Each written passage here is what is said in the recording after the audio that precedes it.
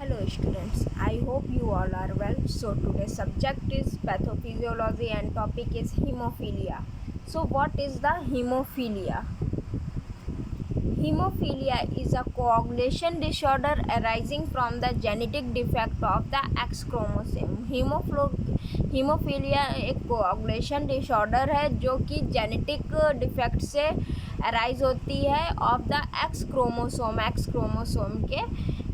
Chromosome से, ठीक है। Any of several hereditary blood coagulation disorder in which the blood fails the clot normally and cause of the deficiency or abnormality of one of the clotting factor। यानी मतलब कि ऐसी कोई genetic blood coagulation disorder होता है ये, जिसमें क्या होता है, ब्लड जो होता है वो क्लॉट होने में फेल हो जाता है और नॉर्मली बिकॉज ऑफ डिफिशियंसी, इस डिफिशियंसी की वजह से abnormality of one of the clotting factor की एबनॉर्मलिटीज़ होती हैं। Haemophilia receives trait associated with the x chromosome mostly occurred in males. Haemophilia जो है वो एक्स क्रोमोसोम की वजह से होता है, ये मोस्टली मेल्स में ही होता है, ठीक है। अब आते हैं कॉजेज़ ऑफ हीमोफीलिया। क्या क्या कॉजेज़ होते हैं? Lack of the formation of prothrombin activator का फॉर्मेशन जो हो उसकी कमी हो जाए, ठीक है। Like deficiency of factor 8, factor 9 and factor 11। Deficiency हो फैक्टर 8, फैक्टर 9 और फैक्टर 11 की, तब it is caused due to the genetic mutation की वजह से भी ये होता है, ठीक है। Next types of hemophilia ABC दिया हुआ है। It is haemophilia types type A, type B, type C, 3 type के होते हैं। टाइप ए में क्या है? It is a most common type of hemophilia severe, ठीक है। It is also known as factor 8 deficiency, इसे फैक्टर 8 डिफिशियंसी भी कहते हैं और क्लासिक हीमोफीलिया भी बोलते हैं। फिर बी में क्या है? It is a second most common type of haemophilia moderate, ठीक है। It was originally named Christmas disease, इसे क्रिसमस डिजीज़ भी बोलते हैं। कॉज्ड बाई फैक्टर 9 डिफिशियंसी, ये फैक्टर 9 डिफिशियंसी के वजह से होती है। It is a mild form of haemophilia, ये माइल्ड फॉर्म होता है हीमोफीलिया का, ये डिफिशियंसी ऑफ फैक्टर 11 की वजह से होता है, ठीक है।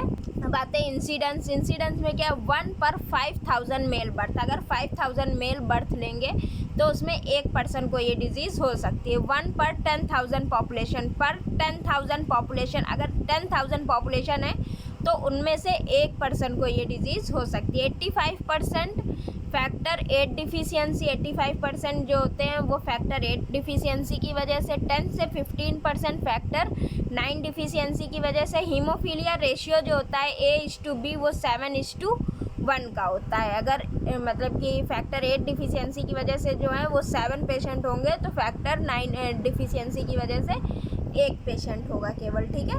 अब आते हैं सीवियरिटी ऑफ हीमोफीलिया। जैसे आप देख सकते हैं, नॉर्मल फैक्टर 8 एंड 9 एक्टिविटी कितनी? 50 से 150%, ठीक है। फिर माइल्ड में क्या हो गया? फैक्टर 8 एंड फैक्टर 9 की जो एक्टिविटी है वो 5 से 40% हो गई। मॉडरेट में क्या हो गया? फैक्टर 8 फैक्टर 9 एक्टिविटी 1 से 5%, और सीवियर में फैक्टर 8 लेस देन 1%, ठीक है। ये आपकी सीवियरिटी हो गई, लेस देन 1% होगा तो आपकी सीवियर हीमोफीलिया है, ठीक है। अब आते हैं जनरल सिम्टम। क्या क्या सिम्टम होते हैं? Bleeding into joints, muscles cause pain and swelling. Joints में ब्लीडिंग होने लगती है, मसल्स जो होते हैं वो पेन करने लगते हैं और स्वेल हो जाते हैं। फ्रिक्वेंटली नोज ब्लीड होने लगती है and abnormal bleeding after injury और सर्जरी के बाद एबनॉर्मल ब्लीडिंग होने लगती है। Blood found in urine and easy brushing, blood found होने लगता है यूरिन में या इजी ब्रशिंग करने में, ठीक है। फिर आते हैं एक्सटर्नल ब्लीडिंग में include bleeding in mouth from the cut and और बाइट और form of losing the tooth. Bleeding होने लगती है माउथ से कट होने पे, बाइट होने पे, या मतलब आपका टूथ टूट जाए उसकी वजह से, ठीक है। Nose bleed for no obvious reason, nose bleed होने लगती है किसी रीज़न की वजह से नहीं। Heavy bleeding of minor cut, minor cut में ज़्यादा ब्लीडिंग होने लगे। Bleeding from a cut that resume after stopping for a short time, bleeding होने लगती कट से एंड वो मतलब कि शॉर्ट टाइम स्टॉप होने के बाद फिर से दोबारा होने लगती है, ठीक है। इंटरनल ब्लीडिंग में included blood in urine, urine में ब्लड आने लगता है from bleeding in the kidney and bladder, ठीक है। Blood in stool, from stools में ब्लड आने लगे फ्रॉम ब्लीडिंग द इंटेस्टाइन और स्टोमक। लार्ज ब्रूसेस में क्या है, from bleeding into the large muscles of the body, ठीक है। अब आते हैं इंजरी अकर्स, देख लिए जो फर्स्ट फिगर बना है, injury to blood vessels result in bleeding, injury हुई ब्लड वेसल से ब्लीड होने लगा, ठीक है। Vessel constrict the clotting factor, vessel जो है वो कंस्ट्रिक्ट करेगी क्लॉटिंग फैक्टर को और एक्टिवेट करेगी। तो नॉर्मल में क्या होगा, along with other substance clotting factor 8 causes the strong platelet plug to form, क्या करेगा, जो क्लॉटिंग फैक्टर 8 है वो प्लेटलेट फॉर्म से जल्दी से स्ट्रांगली बाइंड करेगा। The stable fibrin clot from over the platelet, और जो स्ट्रॉन्ग फैब्रिन है वो क्लॉट करेगा over the platelet and final seal the injury, और इंजरी को सील कर देगा और ब्लीड को स्टॉप कर देगा। अगर हीमोफीलिया होगा तो उसमें क्या होगा, लैक ऑफ क्लॉटिंग फैक्टर 8 की मतलब कमी होगी और कॉजेज द वीक प्लेटलेट, और वीक प्लेटलेट प्लग फॉर्म को जो है वो कॉज करेगा, वीक प्लेटलेट प्लग फॉर्म की वजह से जो फैक्टर 8 है वो कम बनेगा, और इनकम्प्लीट एंड डिलेड जो मतलब कि है मतलब जो हमारी वेसल होगी या नर्व होगी जहाँ से ब्लीड हो रहा है वहाँ पे वो धीरे धीरे ही क्लॉट कर पाएगा और ब्लीडिंग कंटिन्यू होती रहेगी, ठीक है। फिर आता है इनहेरिटेंस, फादर विद हीमोफीलिया, अगर फादर को हीमोफीलिया है तो daughter are carry sons are normal, daughter को फादर को अगर हीमोफीलिया है तो क्या होगा, डॉटर को हीमोफीलिया होगा लेकिन सन नॉर्मल होगा। अगर मदर को हीमोफीलिया है तो क्या होगा, सन को 50-50% चांस है नॉर्मल होने के, अफेक्टेड डॉटर को भी चांसेस होते हैं 50-50% नॉर्मल होने के, और 50% वो कैरी भी कर सकती है, ठीक है। देखिए जैसे आप फिगर में देख सकते हैं, ये फादर है ये मदर है, ठीक है। फादर को हीमोफीलिया नहीं है लेकिन मदर को है, तो चांसेस क्या है, गर्ल्स और बॉयज़ दोनों में 50-50% चांसेस है कि हीमोफीलिया हो सकता है, लेकिन इसमें क्या है, मदर को है, ठीक है, फादर को भी है, ठीक है। तो बॉयज़ को 50-50% चांस है लेकिन गर्ल्स को कंफर्म है कि होगा ही, ठीक है। फादर को अगर है तो गर्ल्स को भी कंफर्म है कि होगा ही, मदर को नहीं है जैसे तो बॉयज़ को नहीं होगा, लेकिन फादर को है तो वो गर्ल्स को होगा ही, ओके। नाउ फिर आगे बढ़ते हैं।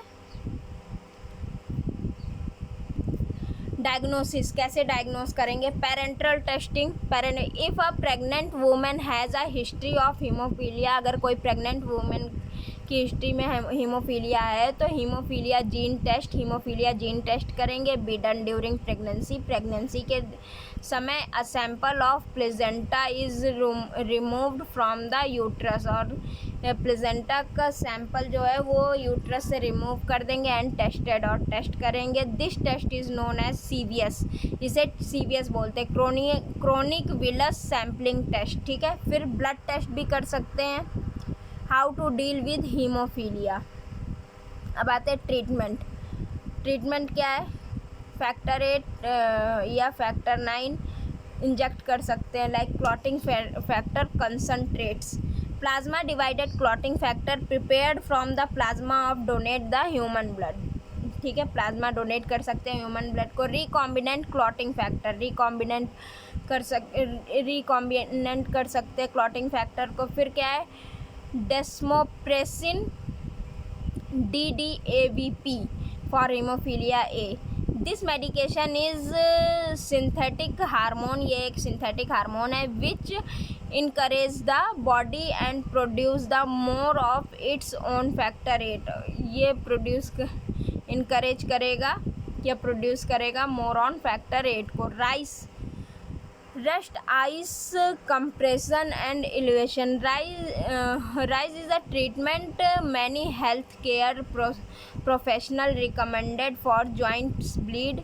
It also reduces swelling and tissue damage when used together with the clotting factor and concentrates. ठीक है, जीन थेरेपी के थ्रू इसे कैसे ट्रीट किया जा सकता है. Researcher are trying to develop ways to correct the defective genes that cause the hemophilia. Develop corrective defective genes को मतलब कि ट्राई करेंगे और उसे हीमोफीलिया कॉज होने से बचाएंगे. Such as gene therapy has not yet develop. Gene therapy develop नहीं है to the point of accepted treatment. कुछ पॉइंट्स पे it's accepted treatment. Researchers continue test gene therapies and hemophilia in the clinical trials. Prevention क्या कर सकते हैं. Avoid IM injection, intramuscular injection avoid करें. Avoid contacts sports या sports खेलना कम करें. और क्या कर सकते हैं. Control bleeding episodes like local measure. Apply the direct pressure. Evaluate और आइस कंप्रेशन या सिटअप लीन ऑफ फॉरवर्ड. ठीक है, फिर क्या है. Point joint degradation. Immobilise joint during acute bleeding. Progressive exercise. Avoid the prolong immobility. Thank you.